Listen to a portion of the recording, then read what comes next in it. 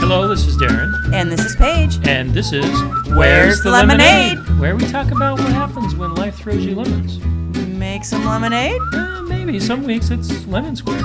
Yeah, some weeks it's just lemons. Yeah. On today's episode, We're going to talk about boundaries with stepchildren. ooh, step-parent boundaries. That's a hot topic. Hot topic. So this was one of our topics from the very beginning when we laid out our podcast, something that we thought we needed to talk about, right? I'm surprised we haven't talked about it before this. I know. I think it's because we're still trying to figure it out. You know what I mean? I think it's an ongoing process. It is, and we've been in this process for 8 years and understanding our boundaries as parents and step-parents, especially as our kids have gotten older, it's different. It is different, and something we have learned as a blended family and being step-parents, we do not parent the exact same way we used to. And in some ways that's good, true. and in some ways it's bad. But we have learned that is the case, that you do maybe let things go that you didn't before, or you're sensitive about things maybe you weren't before. It's different. It most definitely is, because now these kids have, in many cases, 4 parents. Yeah. Not just 2. And they may be different in between the homes as far as discipline and rules or rewards or what's allowed, what's not. Everything's different for these poor kids. So you have to change the way that you parent. You do. So as we were researching this topic and thinking about it, we found an article that we liked, as we do sometimes on our podcast, to give us kind of a foundation to build off of. And it gave us kind of 6 or 7 different steps on how you can... What boundaries you should not cross. Yes. How you can honor the boundaries that you should be as a step parent. And it's hard. It's hard. And we didn't agree with everything they came up with. We did not. And I think that'll make for some more interesting discussion, because we don't agree with all of it. But like I said, we're still a work in progress, for sure. Where it may well change our mind in 4 years when all the kids are out of the house. Maybe. Is it 4? It's 5 years. 5. I'm going to be so sad. I know. We'll probably have get to have another a kid. Dog. No, we're not. We're not having another kid. My kids, if you're listening, have more grandbabies for us and we'll visit often. But we're not having any more kids. All right, let's go through the 8 things. Okay. There's 7 things, right?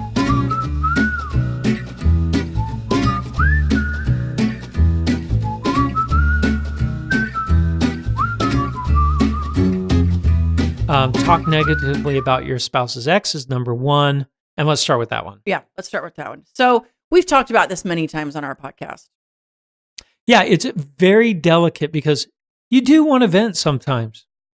You can't stand, the bio mom did this or whatever, and you just want to vent. But you have to be very careful about venting or talking negatively about your spouse's ex in any way, shape, or form. I mean, you shouldn't talk negatively about your ex, but this podcast is about, right, being a step parent. So this is about you talking negatively about your spouse's ex. And especially women, and we've talked about this before as well, women, I think, have a harder time being okay with the whole situation, right, than you're step parenting my kids. I don't know what it would be like, because Sam doesn't have a stepmom. My kids don't have a stepmom yet.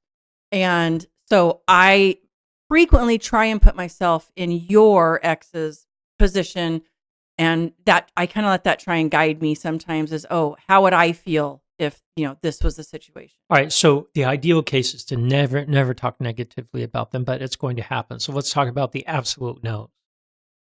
Number 1, never talk negatively about your spouse's ex in front of the kids. In front of the kids. And that's both kids, both your own kids and your stepkids. Right. Now, why is that so important? Oh, well, gosh. For so many reasons. I think that the kids will distrust you if you talk negatively about, even if you're agreeing with them. Because there are times where your kids are going to come to you and say, blah, blah, blah, blah. My mom did this or my Right. dad And you're did like, this. oh, I mean, I guess you can agree and be like, oh, or you just say, oh, that's hard. That must be really hard. But if you just go, oh, I know, they're so blah, blah, blah, and they're so blah, blah, blah, you know, you're not their friend. You're not their friend. You're their step parent. And you have to rise above it. And I think your kids ultimately, in the long run, your stepkids will appreciate that you did that. You know, ultimately what happens is maybe the issue they were having with their parent has gone away, but those negative feelings that you expressed don't. That is so true. So now that gets in the way of your relationship with Right. them. So don't go there. Don't think you're commiserating with them. I know that's Right. temptation, Yeah. but don't go there. Yeah. Also, be very cautious. Kids hear everything. Oh, well, Sam was just telling us last night, wasn't he? Yes, he was. We were talking about something which we won't talk about on the podcast. It was something private in our family, right? But We have private things in our family? just a few. But we were saying, oh, that's never happened. And Sam was like, yeah, it did. When you guys were in the other room and you were talking about this and I overheard, we were like, oh. Yeah. So you have to be very cautious, right? Even if you're venting to your spouse, which is okay, right? Right.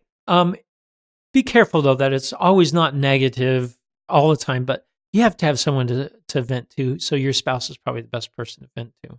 Yes, just make sure you're not going to be overheard by anyone. So take a car ride with you and your spouse and leave the kids at home for a little bit. And sometimes it's hard. I mean, you and I have done that. We're like looking at each other like, we've got to talk. And it's like, all right, let's go. We got to go to the grocery store. Yeah. Or something. Yes. Also, be careful about having negative conversations with your besties, your friends. About your spouse's ex, because it will come back around. A lot of times it does, and you have to be very careful what you say. And make sure you're talking to a very trusted person, because sometimes we do want to vent to our girlfriend, but make sure it's someone you trust 100%. And be careful that it's not always, right? That it's just, Otherwise, you become a negative Nelly. Exactly. So you got to kind of temper that. All right, cool. All right, let's talk about the next one, the next tip that they give. Yep. Never discipline your stepchildren. That's what they said. This is where we disagree with them. Wah, wah, wah. Yeah. So there's this big movement called Nacho Kid. Nacho Kid, can't discipline them. I don't like that parenting method because it always makes me want to have some nachos. Makes me hungry thinking about that parenting. It is lunchtime, so. But no, Nacho Kid means it's your child. I'm not going to discipline. I'm not going to, oh gosh, I don't even know how you do that. But we discussed this before we. Before we go there, there's the opposite of that as well. Yes. Which is, this is my house, my rules. I'm the disciplinarian. Which we've had a little bit of that here, right? We have. Yeah. We it's a balancing act between those two extremes. It so is. I mean, because we have felt those times where we're like, listen, this is my house and this is my rules. And so it's such a difficult transition to bring those stepkids into the house and find where that delicate balance is of, I'm not going to let you walk all over me, but I can't be this dictator. It's tough.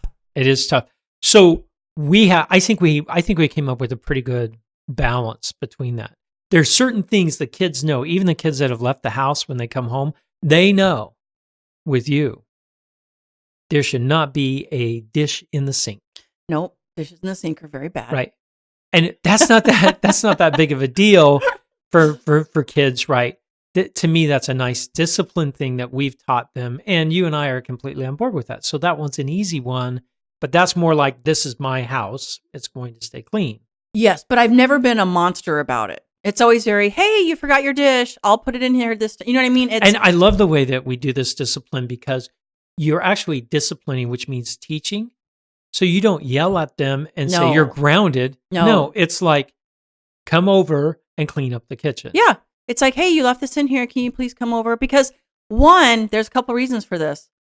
They just came from their parents, the other parent's house. Where the rules are different. The rules are different. So these poor kids are back and forth.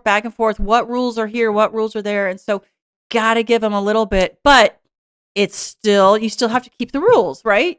Yeah. For your own sanity. Well, and this is really interesting because if you talk to your older kids about the clean house, you've never had the "we are pigs" speech with the stepkids and the kids since we blended the family. Right. But before we blended the family, you had that conversation more than once with your kids. Oh yeah, I would be like, everybody in the kitchen. Right. We are pigs. We could feed a whole family on what's on this floor. And I would get upset and I would yell. So it does change when you're in a blended family. You have to make adjustments. So you've got to balance between nacho kids and this is my house. So we talked about this when we first got married. Yep. We had 7 kids in the house.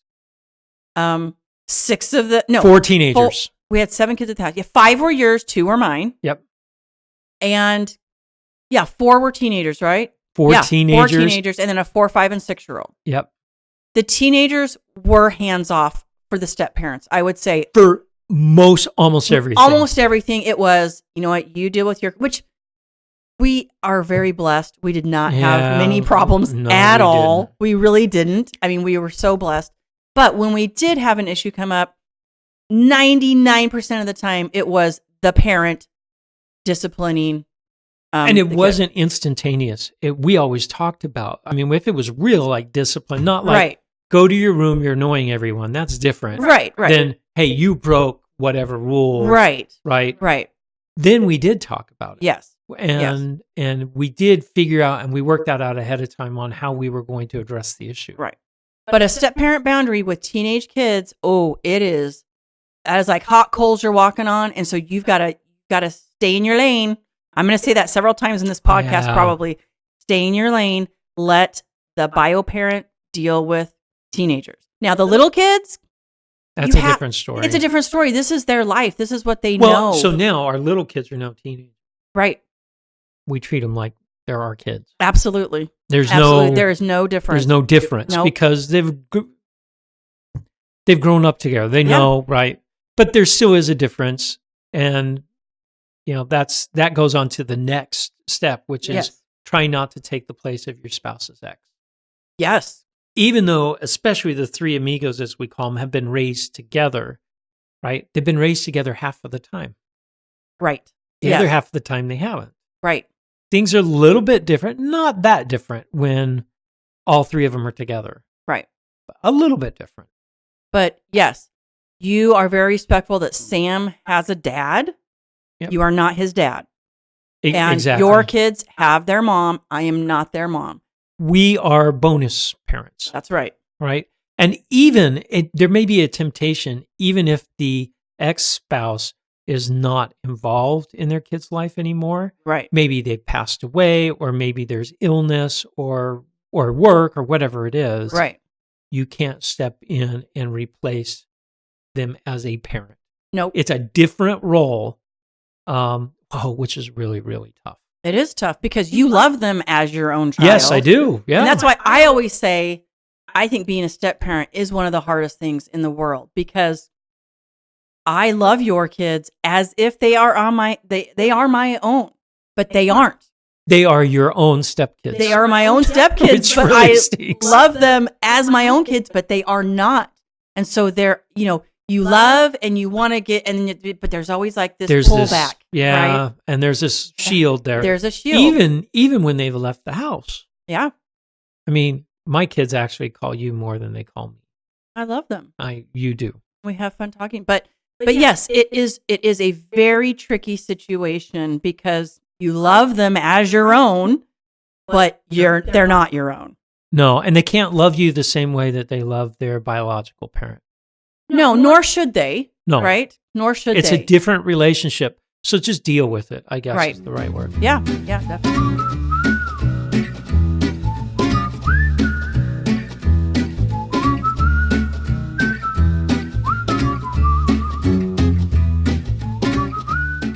Okay, the next one is putting yourself in the middle. And there's 2 aspects. Putting yourself in between your spouse and their kids and your spouse's ex and the kids. Okay, so let's divide this up. So let's just talk about the one first. So putting yourself between your spouse And their children. And their children. So first I was reading that. I'm like, what does that mean? So meaning I want to get on your kid's good side, right? Right? Is this what? So like you say no to them.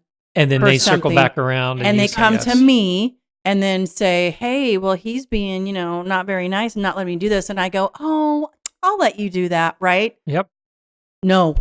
Just like you shouldn't do that if they were your own kids, right? If you weren't divorced, you shouldn't do that as parents. You shouldn't do that as step parents. But it's tempting. Oh, yeah. Because you want to get on your stepkid's good side, right? Yeah, of course. So it's a little bit tempting. Especially if, I can see this happening, especially if their biological parents don't agree and you pick one of the sides. Right. This could really create a wedge between you and your spouse. So be very careful. So a uniformed front is the best offense and defense. Yeah, absolutely. Well, and you know what? That's the same whether you're divorced or not. Absolutely. Right? The kids, like any human being, they're going to try and get what they want. So they may even play parents against each other to do that. Now, however, the kids at home especially, your kids, who do they ask everything for? They ask you first. They ask me first because I am more likely to say yes, but I would never say yes to anything that I don't think you would also say yes to. But my gut reaction is usually yes before your gut reaction, even though I think you would circle around to saying yes. I always question them first. Right. And I'm like, sure. And so, yes, they do come to me, definitely. And you can play with that flamethrower in the backyard. Yeah. I know you'll be careful. Yeah, I know you'll be careful. Put on that flame retardant. You'll be fine. Yeah, where I'm like, all right, let's talk about all the things you need to do to be safe to play with that flamethrower, that is right? Very true. But yes, it's funny because the kids, especially David always goes to you Paige, first. Yeah. you're like, David, I'm sitting right here. Next to you. And he's like, oh, yeah, Dad, I could ask you too. But yeah, it's just, I'm their go-to. So just be careful. Yes. Right? Yes. But make sure that you are a uniform front and that you're answering, even if your spouse isn't right there, that you're answering as you know that they would want you to. Right. Right. All right. So what's the next part of this is when you get between the spouse's ex and the kid. Ooh, bad. That's bad juju. This is bad juju. You may think that you're commiserating with them. We mentioned this before about talking negatively, giving them something that you know that their biological parent would not allow. Right. Is always bad. It will always come back to bite you. Yes, it's actually going to go into our next one. But just remember, I want to say this before we move on to the next one, which this is a good segue to the next one. You are not the parent, and it is not your place to try to override the other parent's decisions regarding the children.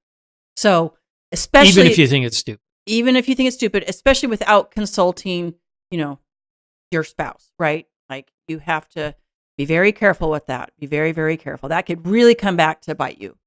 Absolutely. Right.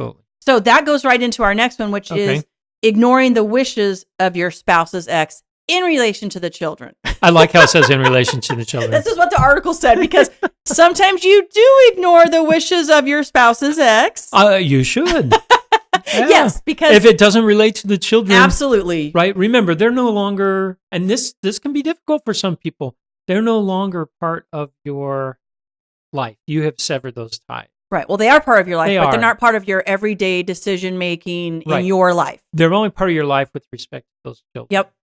Yep. You need to bind to your new spouse. Absolutely. You were telling me about someone you talked to recently. Someone I talked to recently. I mean, this is totally off topic, but it was so interesting how you said that they were remarried. She didn't have any kids, but he did. But they're grown. Yeah, they're grown kids. But he still has this kind of sick connection with his ex. Yeah, yeah. She would text him all the time and say, do you remember when we did this? Or say, I had a dream about you last night. That's not appropriate. That's not good. So you said she would call him, and I'm like, this is super easy. Block the number, or don't answer. Like, to me, this is so they somehow both want to keep that weird connection. Something like that. But anyway, but ignore the wishes of your ex-spouse except in relationship with children. You can't circumvent the wishes of a biological parent. This will get you into trouble. Yes. And you need to show the kids that you respect their parent, their other parent, right? And that's hard sometimes, especially in the beginning. You kind of just want to stick it to the other parent. But you, especially as a step parent, you have to show them that you respect the wishes of their parent. And sometimes this is hard. Well, especially if you and if you and your spouse are not on the same page with your spouse's ex and their new partner, their new spouse, on things like what TV shows they can watch, Right. or how late they can stay out, Right. or whatever it is. Yes. If you're not in sync on that, this can become quite a sore spot. Yes. So as a step parent, make sure you are not blatantly ignoring Or the going ex's, against, yeah. the ex's wishes. Now, that brings up another point of this. That is, if something's really important to you, you need to make sure that the other parents understand this is really important to me. And let them know that that's not okay with you. Right. What they do with it is their own business. But if you never say anything and then you're expecting certain behaviors out of them, you won't get it. Right. Yes, that's very true. All right. So on to the next one. Oh, but I do want to say before we move on to the next one, when you think about ignoring your spouse's ex's wishes, right, in regards to your stepkids, try and put yourself, if your kids, so like if Sam had a stepmom and I was sending him over there and I was saying, now make sure he doesn't watch, blah, blah, blah. And then, I know that she willingly would let him watch it. You got to put yourself in the other person's position, right? And be like, would I want a step parent doing that to my child? What, right? Right. So think about that before you go against the wishes. Think about, would I want a step parent going against my wishes?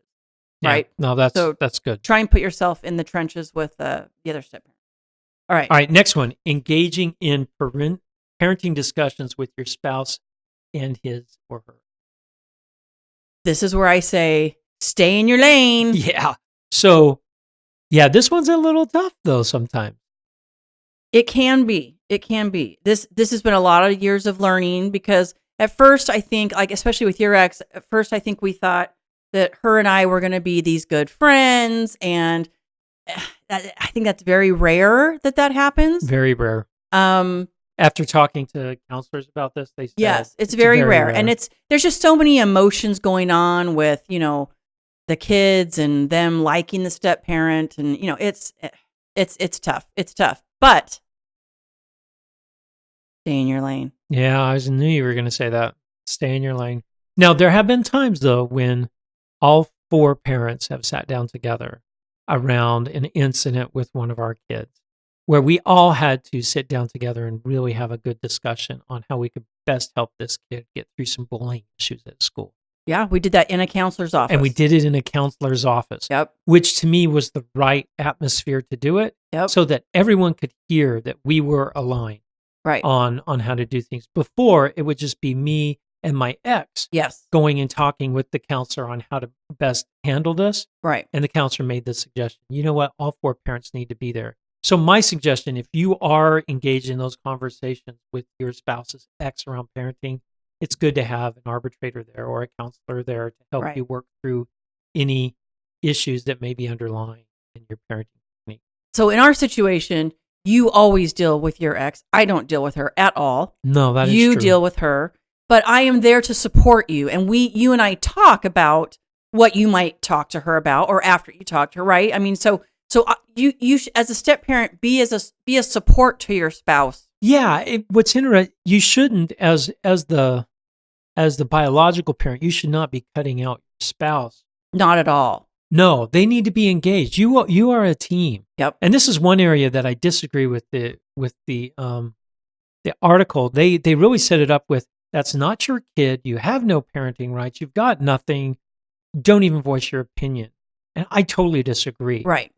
The strength in my parenting is not because of me, it's because of us. Right. Because we have different styles, we have different ways of dealing with children.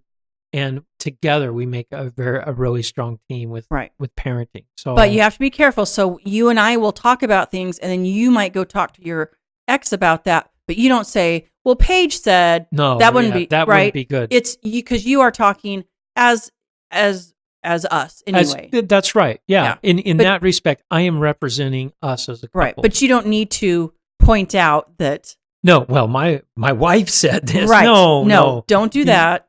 I always use the plural we, though. Yes. I always say we. Yeah. Decided that this is right. We want this. Right. Because that's important that people understand that you are showing a united front. So. Absolutely. Okay, last one here. Feeling jealous when your spouse and their children want some one-on-one time. Okay, don't tell me how to feel. Oh, I'll tell you how to feel. Yes, that is true. All right, don't feel jealous. So I hate it when people say, you can't feel that way. Well, I'm feeling this way. Right. I'm feeling whether jealous. It's right or wrong, right. I'm feeling that way. So you got to figure out how to overcome the jealousy thing. This is when your spouse wants one-on-one time with their bylaw. So in our situation, this has actually been very rare that we do things as a family. And it's very rare. I mean, there have been times where, you're like, oh, I'm going to go take so-and-so out to get an ice cream and talk to him about, something that's going on in their life. Right. But I mean, it's very rare, but you and I talked about this. You're out of town quite a bit, and Sam and I have a lot of alone time. Yep, you guys do. And we are used to it, and we love it. It's our time, and we have certain things we do. So I'm home for the next month? You might have to go see a friend. I might have to. My wife's going to put me on an airplane somewhere. But you know what I mean? It is something that we are. Right, you guys already have. We already have it. We've built it, and we love it. It's we watch a show together. We, eat in the family room, which I hope the other kids aren't listening to this. Oh, they're listening. Yeah, you're in trouble now. I know. So we have our little, rituals we do when it's just him and I. Right. Now, I have a question for you on this. Yes. When our kids turn 12, I take them on a trip, just them and me. Right. And I did that with Sam this last year. Yeah. How were you jealous? How did that feel for you? Because that kind of turned the tables the other way. Right. I'm taking a stepchild just on a one-on-one with me. Right. Which is a tradition that we've had with all the kids. Yeah. So how did that feel for you? I don't know if the word was jealous.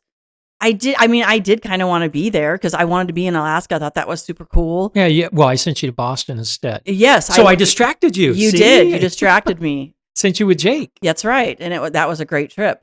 So I don't know if the word was jealous, but I do wish I was like, oh, I wish and we even talked about me going for a little bit. Yeah, we did. And then we decided, no, this is important because you go on the 12-year-old trips, just you and your kids. And we thought it needed to be the same with Sam. Right.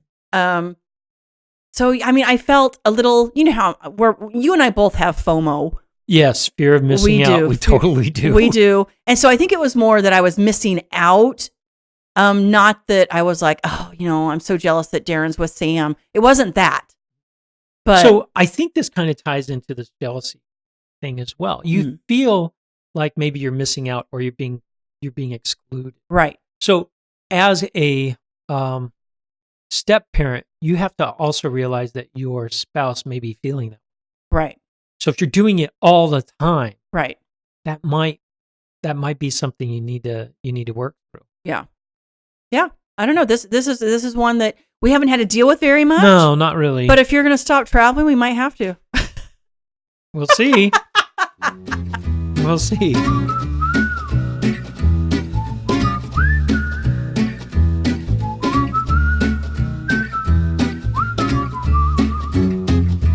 Okay, the Lemonade Moment of the Week is an interesting one.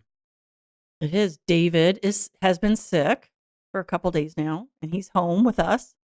And this has been the lemonade part of this is we've got to spend some time with just David and us, which never happens. It doesn't. It's very rare. So it's kind of, even though he's sick, it's still kind of fun.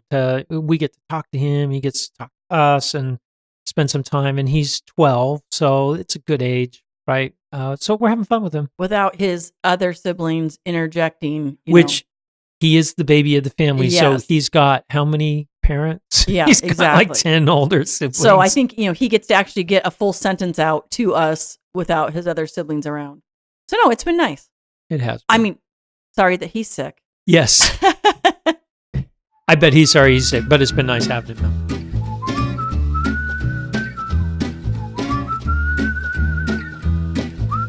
If you like today's episode, Give us 5 stars on iTunes, Spotify, Google. and head to Facebook and like us, And check out our blog at where'sthelemonade.org. where you can leave questions and comments. But most of all, Go out and make some lemonade. you betcha, baby.